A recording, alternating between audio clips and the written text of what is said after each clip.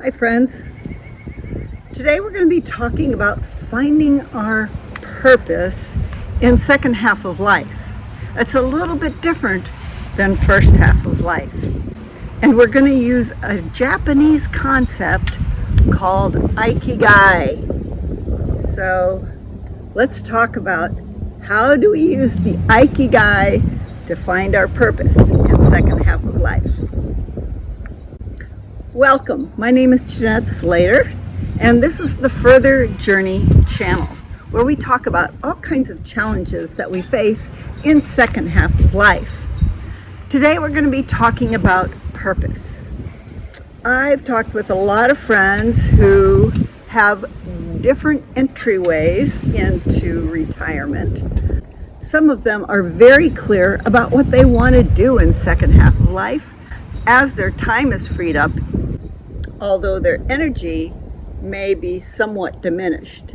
So we have to take that into account as we're looking ahead.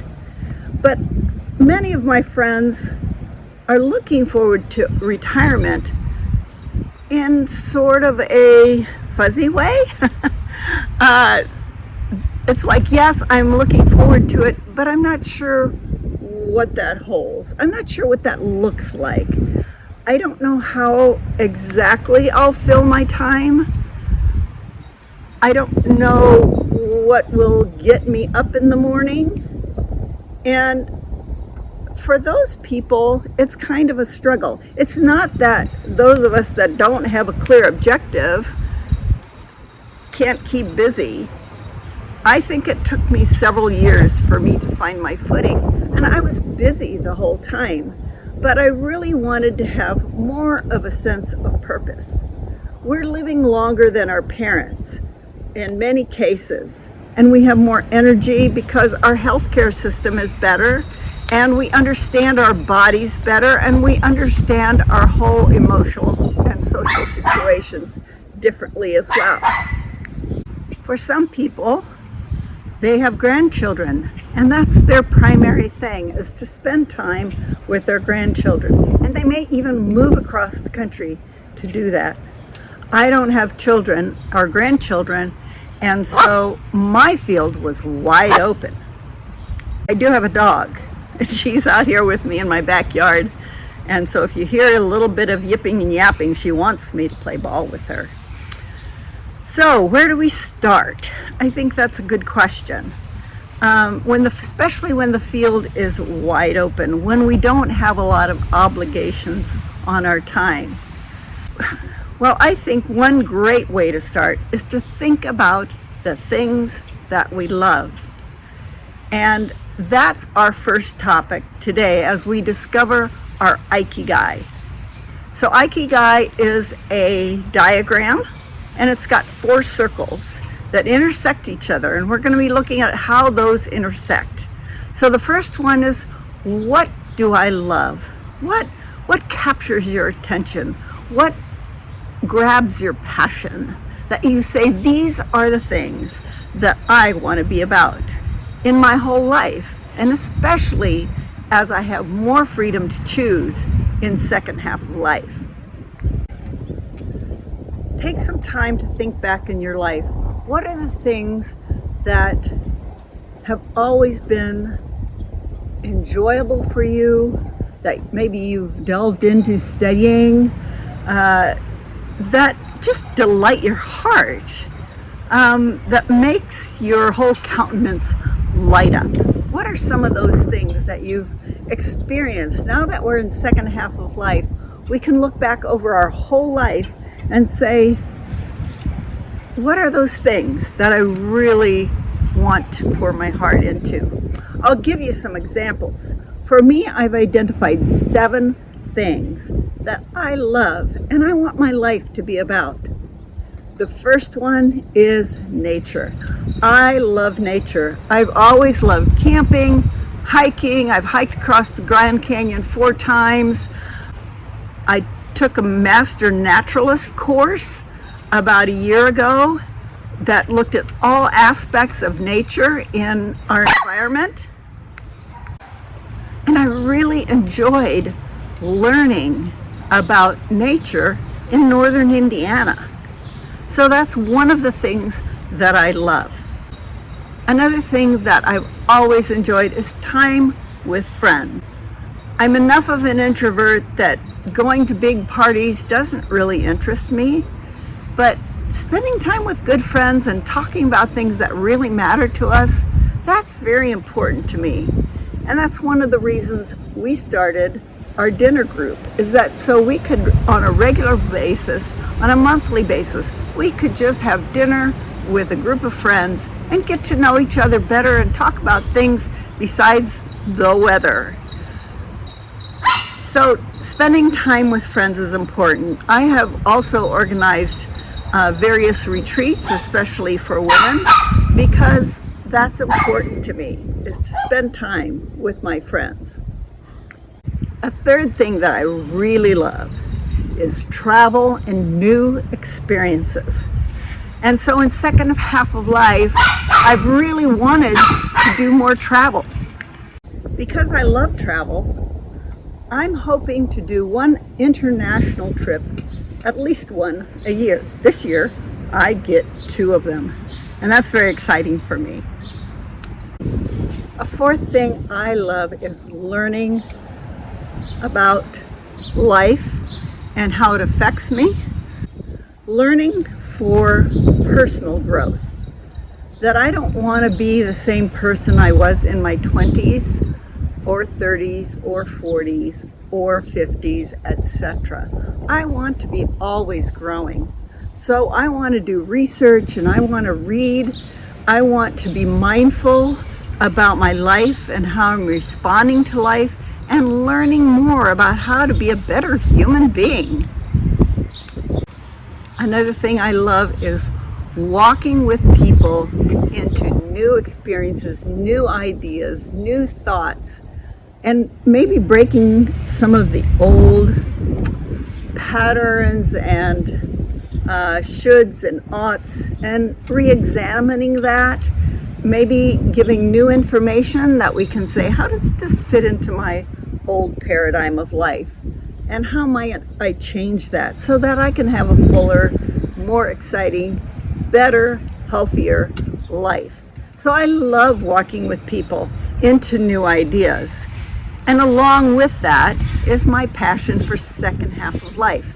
And the reason I'm doing these videos, because I'm hoping that some of the things I say will challenge you to do some deeper thinking about your life and what you want your life to be. So that's another one of my passions. And one of the currents that run through all of these other 6 is creativity. My husband says that a bored Jeanette is a dangerous Jeanette. I love new things, creative ways of thinking about the new things, doing new things. I'm always thinking of one more project that we can do around the house to make our house look more beautiful, more welcoming to guests, new ideas about life in general. And especially if they're really creative, it just delights my heart. As I was wrestling with what is my purpose in second half of life, those 7 things were in the forefront because I wanted my second half of life to revolve around the things that I loved. So what about you? What are some things that you look back in your life and you see popping up again and again with delight that you think, that's something I really enjoy? Maybe it is taking care of your grandkids. Maybe it is woodworking. Maybe it is gardening. Maybe there's a whole list of things. I would recommend that you keep your list between 3 and 7 things that you really love, that you want your purpose in second half of life to revolve around. Then the next area we're going to look at, and this is the second circle, and you can see that it is intersecting with the first circle, and that is, what are the things that you're good at? I'm not always good at what I love. I kind of love being creative and doing some artwork. I'm not especially good at it, but I still enjoy it. But what are some things that you're really good at? Are you good at listening to other people? Are you good at walking with them? Are you good at, again, woodworking and creative projects? Are you good at helping people and you just enjoy helping people? Or are there other talents that you have maybe that you used earlier in first half of life, but maybe haven't used as much recently? Or maybe it's been part of your job and you know that this is an area you're really good at. Maybe you're good at consulting or administrating things. What are the areas that you can say, I'm really good at this, and be honest with yourself about it and own that? And then consider how what you love and what you're good at might intersect. And that, in IKEGAI speak, is called your passion. Those two things combined are going to give you a clue to the passion in your life. Then there's a third circle. What does the world need? So in second half of life, we can look at our environment, look at our social situation, and say, how can I plug into what's needed? So we have a store in town, and it gets its products from other countries, from especially women who have no way to make any money, but they are creative and they can make some very creative things that our store can purchase and pay them a living wage, and then we sell it for whatever we can sell it for. But the original artists have already got their money, so if we decide to do a sale, it doesn't cut into their income. So it's called One Village. And I decided, you know what, I have time. It's not necessarily my heart and passion, first love, but I do want to do something that the world needs.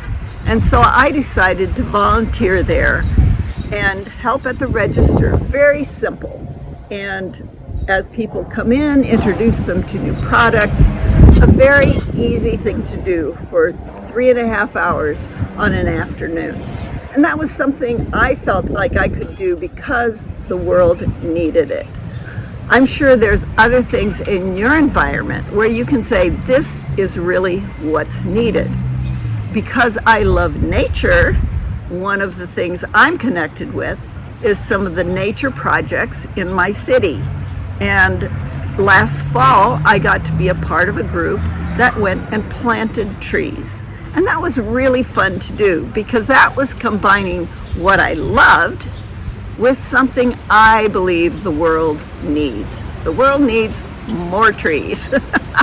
So that was a really fun excursion. And I just noticed that coming up, there's going to be another tree planting party, and I'm hoping to be a part of it.